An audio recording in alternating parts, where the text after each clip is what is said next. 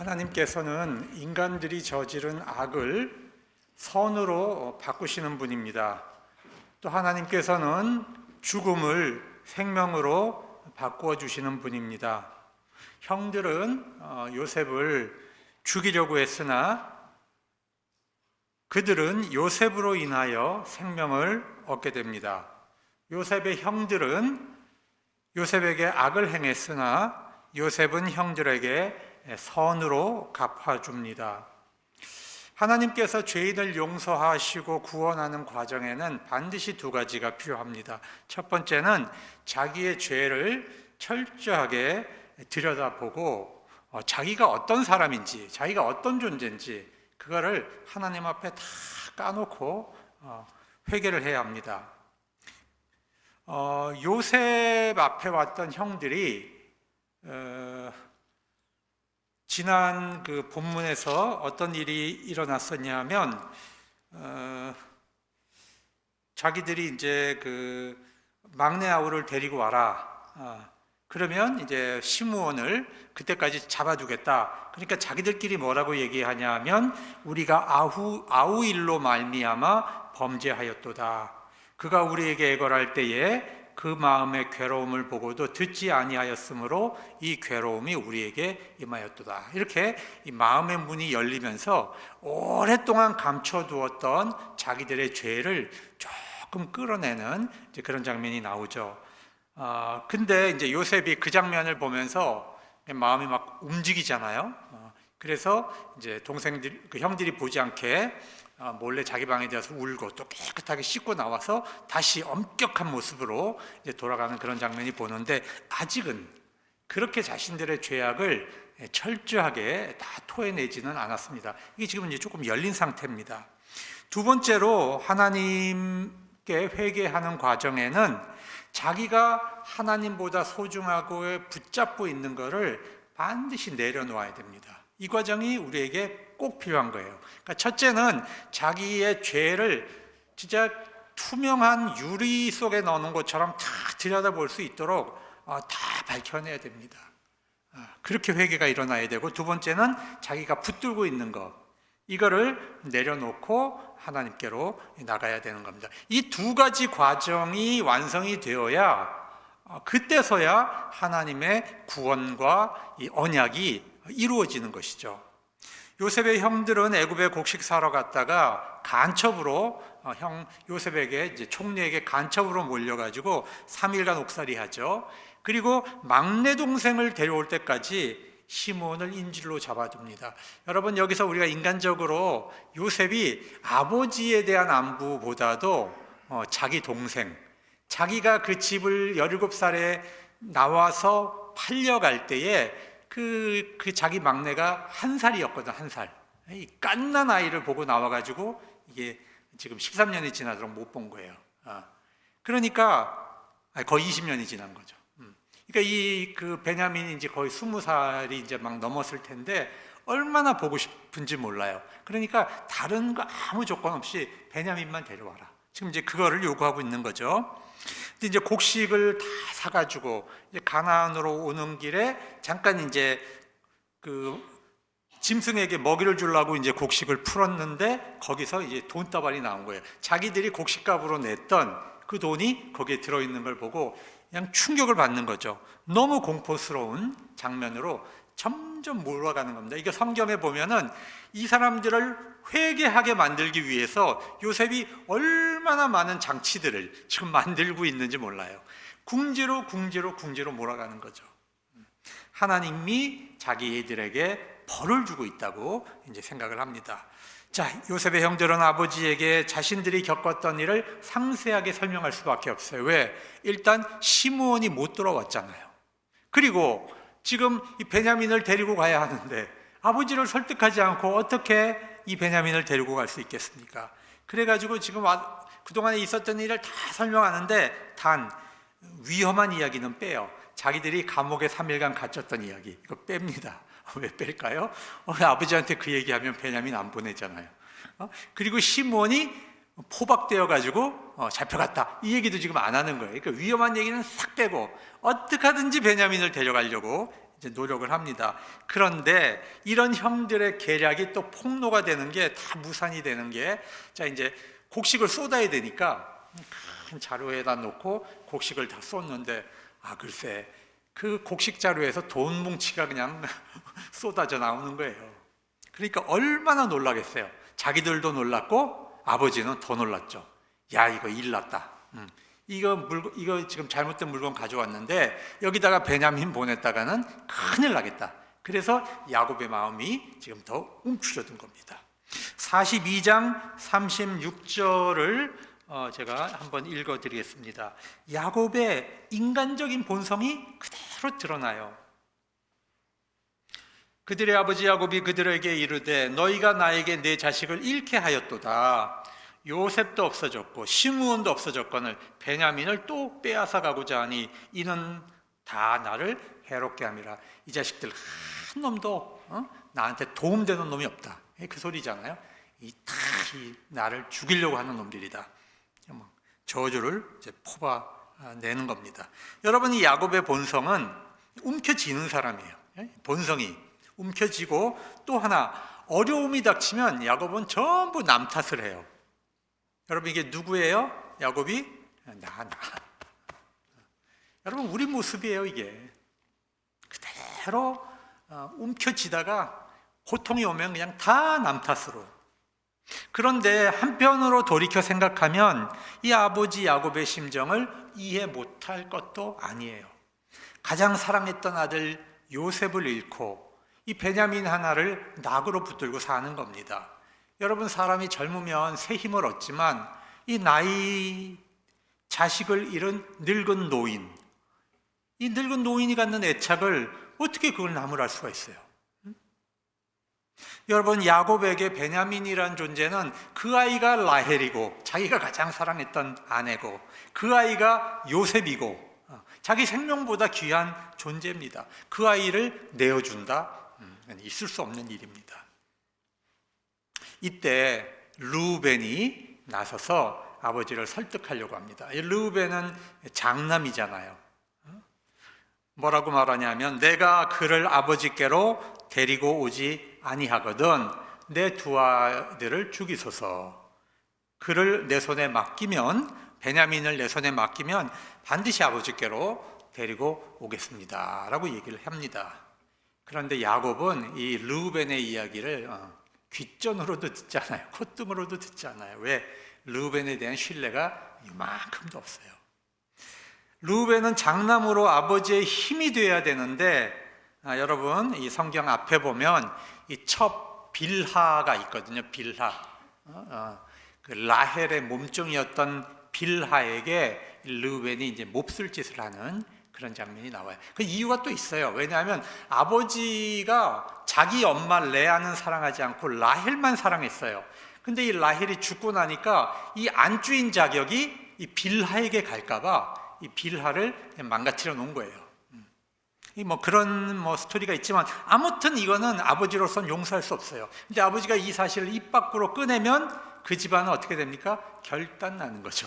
여러분, 이건 지금 깨지기 직전의 가정인데 야곱이 입을 꽉 닫고 사는 거예요. 그러니 그 속이 지금 어떻게 되겠습니까? 완전히 막 썩어서 문드러지지 않았겠습니까? 영원히 회복될 수 없는 부자 관계. 여러분, 르우벤은 나름 또 괜찮은 형이에요. 요셉이 죽을 상황이 됐을 때 요셉을 살리려고 아주 몸부림쳤던 사람이고, 이번에는 자기 밑에 동생 시므온을 살리려고 여러분 자기 두 아들을 담보로 내놓겠다는 거예요. 그러나 야곱은 르우벤을 믿지 않습니다. 38절 이렇게 말합니다. 내 아들은 너희와 함께 내려가지 못한다. 다른 자식들은 내 아들이 아닌가요? 이 막내만 내 아들인 거예요 지금. 그의 형은 죽고 그만 남았습니다. 만일 너희가 가는 길에서 재난이 그에게 미치면 너희가 내 흰머리를 슬퍼하며 스올로 내려가게 합니다. 그러니까 나를 저승으로 보내는 거다. 이 늙은 나를 니들이 저승으로 보내는 거다. 아버지가 목숨 걸고 안 된다고 하는데 방법이 없잖아요. 근데 여러분, 하나님께서는 다른 뜻을 갖고 계세요. 하나님께서는 베냐민을 애굽으로 보내서 이 모든 형제와 요셉이 지금 화해를 하는 장면을 만들어 내시는 겁니다. 그래야 다 살아요. 다 살아. 여러분, 요셉의 꿈이 뭐였어요? 11개의 곡식 자라기. 요셉의 곡식단을 향해서 절하는 꿈을 꿨잖아요. 11명의 형제가 요셉을 만나야 되는데 지금 이것을 누가 못하게 하고 있습니까? 야곱은 베냐민을 내놓지 않으려고 지금 발버둥 치고 있는 거예요. 이 베냐민을 붙잡고 있으면 베냐민도 죽고 아버지도 죽고 형제들도 죽고 손주들도 다 죽어요. 사람이 그렇거든요. 한 치 앞을 못 보고 움켜쥐고 사는 겁니다.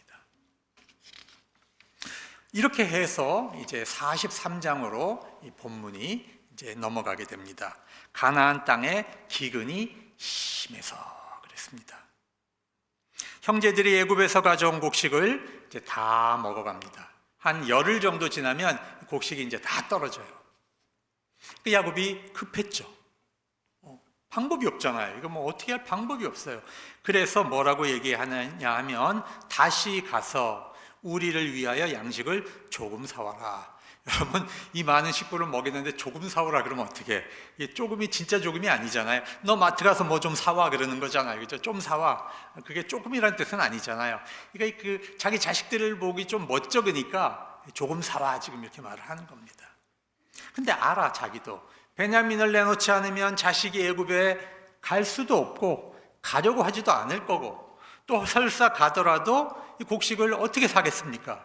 그리고 시므온의 생명도 보장받을 수 없다는 것을 너무 잘 알고 있습니다. 그런데 방법이 없어요. 방법이. 어려운 환경이 찾아오니까 야곱이 움켜쥐고 있는 손과 고집이 조금씩 이제 풀리기 시작하는 겁니다. 여러분, 하나님께서 당신의 백성들을 다루시는 방법이 있는데 순종하는 자녀들은 하나님이 참 부드럽게 대하세요. 여러분, 이렇게 주변에 한번 돌아보세요. 하나님께 순종을 잘하는 사람은 하나님이 참 부드럽게 끌고 가세요.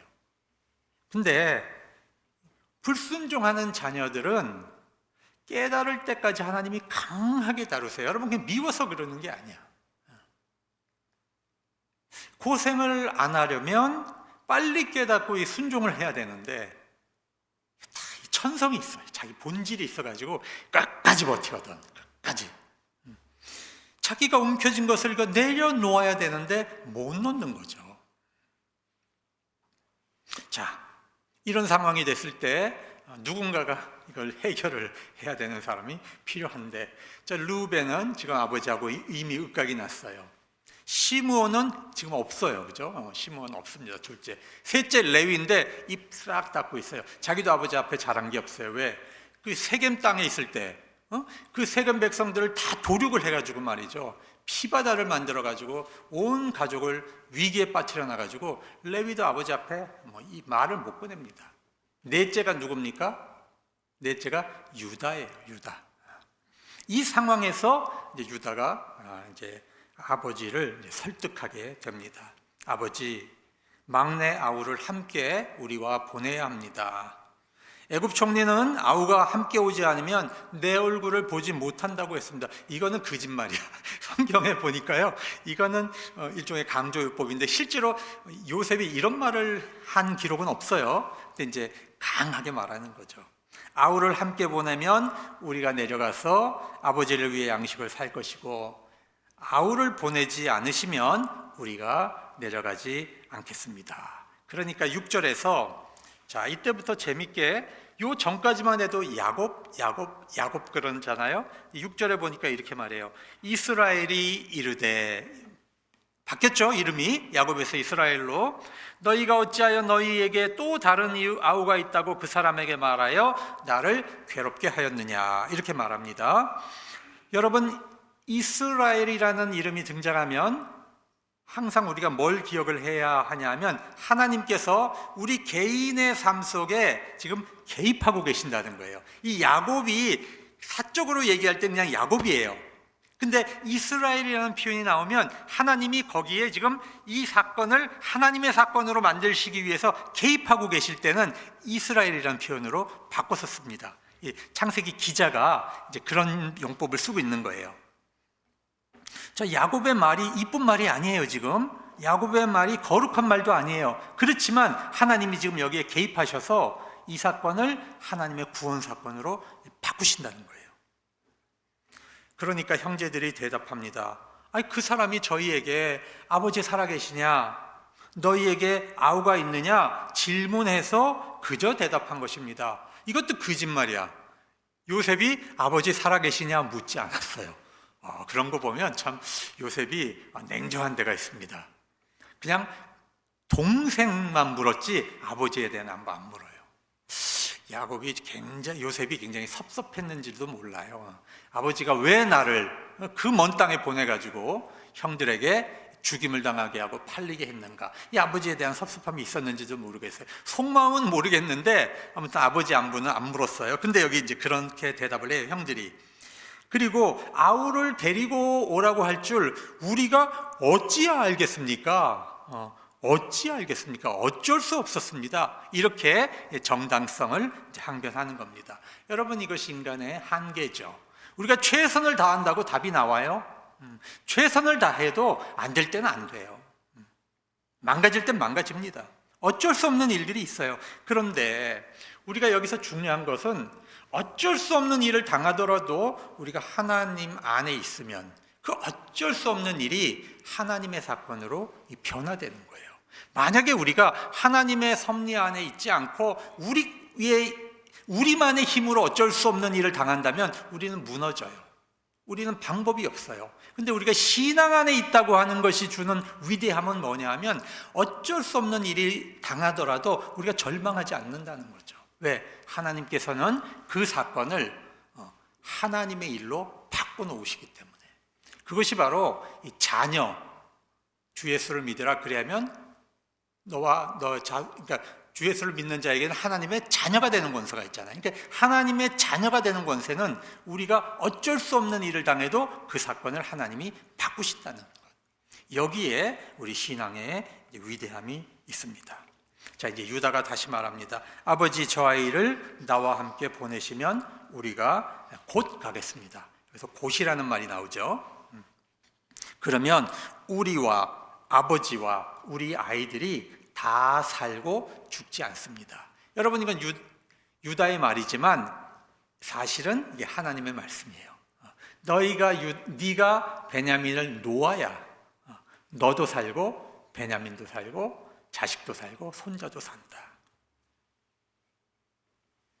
유다의 말은 아버지를 감동시킵니다. 9절에 같이 한번 읽어볼까요? 9절에 43장 9절 시작. 내가 그를 위하여 담보가 되오리니 아버지께서 내 손에서 그를 찾으소서. 내가 만일 그를 아버지께 데려다가 아버지 앞에 두지 아니하면 내가 영원히 죄를 지리이다. 여러분, 담보가 된다는 건 뭐예요? 보증 쓴다는 거죠. 보증 쓴다. 여러분, 우리가 빚 보증 쓰지 말라 그러잖아요. 그렇죠? 빚 보증 잘못 쓰면 어떻게 해요? 그 빚쟁이가 도망가면 내가 다 갚아야 되잖아요. 그거예요. 지금 아버지께서 베냐민을 나에게 맡겼는데 내가 베냐민을 데리고 오지 않으면 이 베냐민에 대한 모든 책임은 내가 지겠습니다. 평생을 아버지 앞에 죄인으로 살겠습니다. 여러분, 여기서 죄인이라고 하는 말은 이 종교적인 표현이에요. 하나님 앞에 죄인으로 산다는 뜻이에요. 하나님 앞에 죄인으로 사는 모습을 아버지 앞에 평생을 내가 영원히 아버지 앞에 죄인으로 살겠습니다. 그렇게 담보를 하는 거예요. 담보. 여러분, 우리가 성경에 지난주에도 제가 말했는데 한 사람을 택하신다 그랬죠. 하나님은 항상. 그죠? 아브라함 한 사람을 택해서 언약을 맺어요. 왜 여러 사람이 있는데 여러 사람하고 동시다발로 언약을 맺으시지 한 사람만 맺으시냐고요. 여러분, 아브라함에게는 이스마엘과 이삭이 있는데 하나님은 한 사람 이삭과 언약을 맺으셨어요. 그죠? 그 언약은 누구에게로 갑니까? 에서와 야곱이 있는데 한 사람 야곱에게로 가잖아요.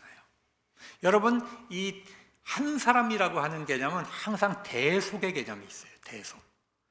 많은 사람을 위해서 누군가가 희생을 해야 그 집단이 사는 거예요. 여러분, 이것이 교회가 가지고 있는 원리입니다. 모든 사람이 다 죽지 않아요. 우리가 어려움이 오고 시련이 오고 고통이 오고 환난이 올 때 그 공동체를 대표해서 한 사람이 희생을 하는 거예요. 그 짐을 지는 거예요. 그래서 다 사는 거예요. 이것이 성서 안에 쭉 흐르고 있는 흐름인데, 이것이 지금 뭘 보여주는 거냐면 예수 그리스도의 예표라고 하는 거죠.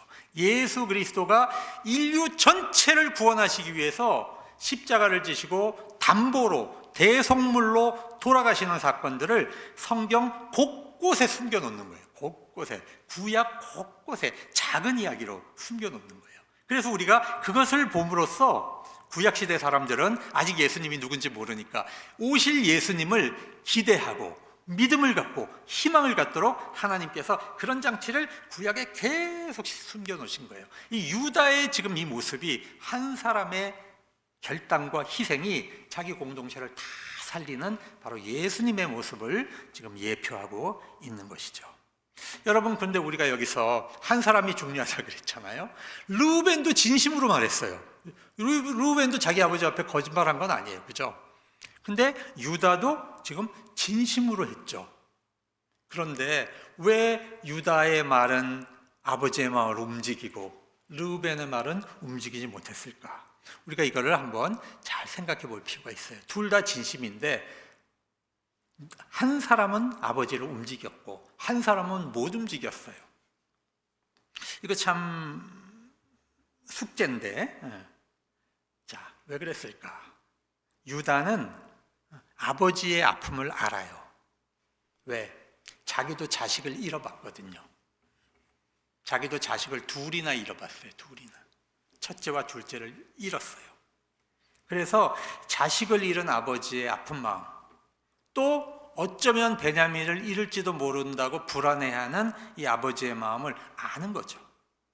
여러분, 사람은 말로 통하는 게 아니에요. 사람은 마음으로 통하는 거예요. 마음으로 통하는 사람은 이렇게 얼굴만 봐도 알아요. 저 사람이 그렇구나, 아는 거죠. 여러분, 마음이 통하지 않으면 아무리 미사여구를 꾸미고 아무리 화려하게 설명을 해도 절대 그 마음을 통하지 않고 마음이 가지를 않는 거죠.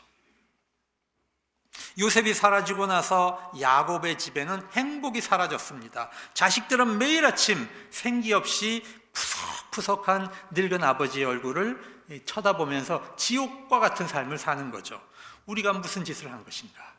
우리가 아버지 앞에 왜 이런 죄를 졌을까? 여러분, 후회도 많이 했을 거예요. 유다는 그것을 견딜 수가 없어서 집을 나갔어요. 일찍 혼자 독립을 해서 살았어요.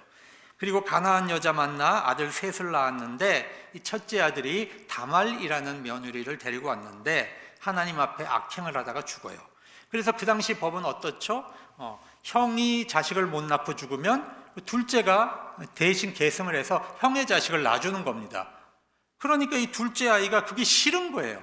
또 하나님 앞에 그래서 범죄를 해서 또 죽어요. 오난이라는 아이가 죽죠. 그리고 이 셋째를 줘야 되는데 셋째마저 죽일 수 없잖아요. 못 내놓잖아요. 그래서 유다가 어떻게 합니까? 며느리를 친정으로 쫓아보내버리죠. 근데 다말 입장에서는 그 집에 자식을 계승하지 못하면 자기는 아무 삶의 가치가 없는 존재가 되는 거죠. 그래서 수단과 방법을 안 가리고 그 가문에 자식을 이으려고 계략을 꾸밉니다. 유다가 아내가 죽고 양털을 깎으러 가던 중 창녀로 위장한 다말과 만나게 되는데, 그래서 쌍둥이를 갖게 되죠. 여러분, 유다는 자기가 얼마나 악한 사람이라고 하는 걸 그걸 통해서 발견하는 거예요. 그래서 네가 나보다 옳다 그래요. 다말의 행동이 잘했다는 뜻이 아니라 내가 하나님 앞에서 잘못했다는 뜻이에요. 그게. 그런데 르우벤은 아버지 야곱을 너무 몰라요. 아버지에게 자기 두 손자를 죽이라고 그러면 아니 세상에 어떤 할아버지가 그 말을 기쁘게 받아들입니까? 너무 모르는 거죠. 르우벤은 나이가 들어도 철이 없어요. 자식이 그래요. 자, 이 사건으로 유다는 야곱 가문의 장자권을 계승하게 됩니다. 그래서 유다의 가문에서 바로 대속자 예수 그리스도가 탄생하게 되는 것입니다. 그래서 유다의 자손에서 다윗이 나오고 다윗의 자손에서 예수 그리스도가 나오죠. 자, 11절 12절을 이제 한번 볼게요. 13절까지 한번 같이 읽어봅시다. 11에서 13절까지 이제 다 왔어요. 자, 시작. 그들의 아버지 이스라엘이 그들에게 이르되 그러할진대 이렇게 하라. 너희는 이 땅의 아름다운 소산을 그릇에 담아 가지고 내려가서 그 사람에게 예물로 드릴지니 곧 유향과 조금과 꿀조금과 향품과 무략과 유향나무 열매와 감 복숭아이니라. 너희 손에 갑절의 돈을 가지고 너희 자루 아기에 도로 넣어져 있던 그 돈을 다시 가지고 가라. 혹 잘못이 있었을까 두렵도다. 네 아우도 데리고 떠나 다시 그 사람에게로 가라 그랬습니다. 여러분, 세 가지 하죠. 첫째, 예물을 가지고 가라. 두 번째, 돈 가지고 가라. 세 번째, 베냐민 데리고 가라. 자, 이 세 가지 스타일이에요. 여기 보면 지금 토산품이 쫙 나열됐는데 여기 있는 것들이 뭐냐 여러분들이 좀 이제 궁금해하실 텐데, 여기 보시면 유향, 향품, 모략, 그렇죠? 이게 굉장히 귀한 거예요. 무지무지하게 귀한 것들입니다. 그리고 유향나무라는 것은 이제 여러분이 우리가 잘 알고 있는 이 피스타치오 까먹는 거, 그 다음에 감복숭아라고 번역이 됐는데 저는 이제 아몬드예요. 그러니까 우리가 다 아는 거예요. 근데 이 성경 번역이 너무 오래전에 할 때는 저런 게 있는지 몰랐겠죠. 그러니까 옛날 번역을 하다 보니까 우리가 이제 어렵게 느껴지는데 우리가 다 아는 거예요. 자, 이런 것들을 예물로 이제 바치는 겁니다. 이제 됐습니다. 여러분, 특히 유향, 모략, 향품은 왕에게 바치는 겁니다. 그래서 동방 박사가 예수님한테 뭘 가져왔어요? 황금, 유향, 모략을 가져오잖아요. 그죠? 그리고 그 앞절에 보면 미디안 상인들이 요셉을 이제 애굽에 갖다 파는데 그 상인들이 애굽으로 가지고 가는 물건이 뭐냐 하면 유향, 향품, 모략입니다. 이런 것들은 주로 왕이나 귀족들에게 판매하는 굉장히 값어치 있는 그런 이제 물건입니다. 그래서 이런 물건들을 주로 화해를 요청할 때, 아주 높은 사람한테 자기가 화해를 요청할 때 갖다 바치는 그런 이제 곡물이죠. 근데 우리가 여기서 잘 보면 요 야곱이 가지고 가라고 하는 예물은 자기도 모르는 사이에 형들이 요셉에게 화해를 요청하는 그런 의미가 담겨 있는 그런 이제 예물이 되는 겁니다. 두 번째는 이제 돈을 가져가라. 돈을 이제 자기들이 가지고 왔던 거 그냥 가져가고 이제 두 배로 곡식값을 두 배로 가져가라. 세 번째, 네 아우도 데리고 그 사람에게로 다시 가라 그랬는데, 이 다시라는 말은 조금 이제 번역상 히브리어를 보면 곧 그런 뜻이에요. 아까 요셉이 유다가 이제 말할 때 곧 가겠습니다 그러잖아요. 근데 여기도 같은 뜻이에요. 그러니까 곧 가라, 즉시 가라, 그런 뜻입니다. 여러분, 야곱이라는 사람이 정말 대단한 사람이에요. 뭔가를 결정하기 전까지는 아주 끈덕지게 붙잡고 있는 사람인데 한번 딱 결정하잖아요. 무섭게 움직이는 사람입니다. 무섭게. 유다가 베냐민을 못 보낸다고 할 때는 뭐라고 했냐면 내 아들은 너희와 못 간다 그랬어요. 근데 여기서는 네 아우를 데리고 즉시 가라 그러잖아요. 그러니까 이 아이의 생명을 이제 유다에게 맡긴다는 거예요. 그러니까 더 이상 내 아들이 아니라 이제는 네 동생이다, 이렇게 딱 놔버리는 거죠. 그 장면이 여기서 나오는 것이고, 두 번째, 즉시 떠나라, 지체하지 말고 가라, 이렇게 말을 하는 겁니다. 야곱이 에서를 만날 때 우리가 이 장면을 또 볼 수가 있습니다. 처음에 어떻게 했습니까? 어떻게 하든지 이 재산을 살려야 되니까 재산을 두 대로 나누잖아요. 그죠? 그래서 형이 이쪽을 치면 자기는 이쪽을 치고 데리고 도망가겠다, 그렇게 해놓고 밤에 아내와 자식들을 다 보내죠.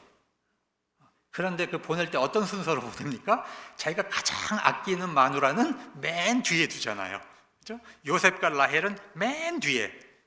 여러분, 형이 공격을 하면 그것만 챙겨갖고 도망가려고 그렇게 머리를 쓰는 사람입니다. 그리고 남아서 하나님의 천사와 씨름을 하고 이제 몸이 완전히 불구가 되죠. 그 다음날 또 머리를 쓰죠. 어마어마한 그 예물을 준비하는데 그걸 3번으로 나누잖아요. 한 번에 안 보냅니다. 한 번 보내고 형이 만나면 그 주인님의 종된 야곱이 보내는 것입니다. 이렇게 하라. 그리고 2번째도 또 하고 3번째도 하고 똑같은 방식이에요. 지금 똑같은 방식. 토산품 보내고 돈 보내고 베냐민 보내죠. 여러분, 이게 바로 야곱이죠. 야곱. 이게 바로 야곱의 본성이죠. 사람이 예수를 믿어도 본성은 안 바뀌어요. 잘 안 바뀝니다. 근데 하나님께서 이 우리의 본성을 이걸 좋은 쪽으로 다듬어서 쓰시지 않으면 우리 본성이 이게 참 뭔가 이렇게 가능성이 없죠. 그러나 하나님은 이런 본성까지도 하나님이 다듬어서 쓰신다는 거예요. 지금 이 이야기를 지금 성경에서는 하고 있는 것입니다. 자, 14절 우리가 이제 읽은 마지막 절입니다. 놀라운 선언합니다. 자, 같이 한번 읽어보겠습니다. 시작. 전능하신 하나님께서 그 사람 앞에서 너희에게 은혜를 베푸사 그 사람으로 너희 다른 형제와 베냐민을 돌려보내게 하시기를 원하노라. 내가 자식을 잃게 되면 이르리로다. 여러분, 이스라엘이 나오죠. 이 요셉에서 이스라엘이 나오잖아요. 하나님을 믿는 이 신앙 때문에 여러분, 자기가 움켜쥐고 있는 베냐민을 지금 놓는 거예요. 놓고 하나님의 은혜를 구하는 것입니다. 야곱은 하나님의 이름을 무엇이라고 부릅니까? 전능하신 하나님. 여러분, 이건 히브리어로 엘 샤다이라고 하는 거예요. 한번 같이 봅시다. 엘 샤다이. 엘 샤다이. 예. 여러분, 하나님의 이름은 우리의 신앙 고백이에요. 왜냐하면 우리가 하나님의 이름을 부를 땐 우리가 경험한 하나님을 부르는 거예요. 은혜를 체험했으면 우리가 은혜의 하나님이라고 부르는 거죠. 여러분, 우리가 치유를 경험했으면 우리를 고쳐주시는 하나님을 부르게 되는 거예요. 우리가 배고팠을 때 음식을 주시면 우리를 배불리게 하시는 하나님을 부르는 거예요. 우리가 부르는 하나님의 이름은 바로 우리의 신앙 고백이 되는 거죠. 여러분, 하나님의 은혜를 체험하면 은혜의 하나님이라고 우리가 부르게 되죠. 절박한 상황에서 그저 눈물밖에 흘릴 것이 없는 상황에서 우리를 구원하시는 하나님을 만나면 우리는 그 하나님을 전능하신 하나님, Almighty God, 전능하신 하나님이라고 부르게 되는 거예요. 여러분, 아브라함이 첩을 얻어서 이스마엘이 나왔습니다. 그때가 86세예요. 자기 힘으로 해보려고 그랬죠. 하나님이 주신다는 아들을 안 주니까 자기 힘으로 어떻게 해보려고 그랬어요. 그 하나님이 관계를 딱 단절해 끊어요. 그리고 13년간 아브라함과 대화를 안 하십니다. 하나님이 몹시 삐지셨어요. 몹시 삐지셨어요. 근데 하나님이 잊어버리신 것은 아니에요. 13년이 지나 99세가 될 때 하나님께서 아브라함에게 나타나셔서 첫 마디가 뭐라고 하셨는지 알아요? 나는 전능한 하나님이다. 나는 전능한 하나님이다. 왜 나를 못 믿고 있느냐? 내 앞에서 행하여 완전하라. 네가 언약의 아들을 낳을 것이니 할례를 행하라. 이렇게 나오십니다. 13년간 말씀 안 하시다가 나타나셨고 전능하신 하나님이라고 자기를 알려주십니다. 여러분, 인간이 불가능할 때, 인간이 아무것도 할 수 없을 때 우리는 전능하신 하나님을 만나요. 야곱은 밧단 아람에서 돌아와 언약의 장소 베델로 가야 되는데 세겜이 좋았어. 세겜에 장사도 잘 되고 세겜에 문화가 있으니까 거기 눌러 앉았는데 여러분, 끔찍한 일을 당하잖아요. 거기서 자기의 사랑하는 딸이 강간을 당하고 시므온과 레위는 분노해가지고 혼인을 빙자해서 세겜 남자들을 할례 받으라고 해놓고 다 사륙을 해버렸어요. 그래서 야곱이 결국에는 베델로 가서 하나님께 예배를 드린 후에 창세기 35장 11절 하나님이 그에게 이르시되 나는 전능한 하나님이라. 생육하고 번성하라. 한 백성과 백성들의 총회가 네게서 나오고 왕들이 네 허리에서 나오리라. 여러분, 절망의 상황에서 야곱은 하나님의 그 언약을 기억을 한 거예요. 전능한 하나님이라. 너를 통해 백성이 나오고 너를 통해 네 허리에서 왕들이 나온다. 절대로 베냐민을 하나님이 버리게 하지 않으신다는 믿음이 생기는 거죠. 그래서 전능한 하나님이 은혜 주시기를 원한다. 신앙 고백이 나옵니다. 그 백성과 맺은 언약을 반드시 지키시는 하나님. 여러분, 전능하신 하나님이에요. 야곱이 비록 인간적으로는 흠이 많고 교활한 사람이지만 그 밑바닥에는 전능하신 하나님을 믿는 믿음이 살아 있었던 겁니다. 그래서 자신이 붙잡고 있는 집착, 욕심, 우상을 여러분 포기할 수 있고 자기 손을 놓을 수 있었던 겁니다. 야곱은 말합니다. 내가 자식을 잃게 되면 잃으리라. 여러분, 이런 고백은요 성경 곳곳에 나와요. 곳곳에. 다니엘 세 친구들이 어떻게 고백을 합니까? 내가 왕의 금신상에 절하지 않겠습니다. 하나님께서 우리를 구원하실 것입니다. 그러나 그리 아니하실지라도 나와 내 친구들은 금신상에 절하지 아니할 줄을 아소서. 여러분, 같은 고백이에요. 하나님께서 아브라함에게 그 소중한 이삭을 번제로 내놓으라고 그래요. 이게 말이 되는 소리입니까? 아브라함이 전능하신 하나님을 믿지 못했으면 절대로 이삭을 포기하지 못했을 거예요. 이삭을 내놓을 때 하나님은 그 이삭을 살려서 언약의 백성으로 이어가시는 거예요. 여러분, 페르시아 시대의 하만이라는 자가 유대 백성들을 다 몰살하려고 했어요.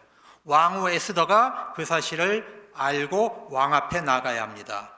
그 당시에 왕이 부르지 않았는데 왕 앞에 탁 나가면 그 옆에 시위대가요 칼로 직결 처형을 합니다. 왜냐하면 왕이 암살당할 위험을 방지하기 위해서 왕의 명령이 없는데 왕 앞으로 가면 현장에서 처형을 합니다. 그때 왕이 이 지팡이를 탁 내밀면 이제 그 앞에 동그란 게 달려 있잖아요.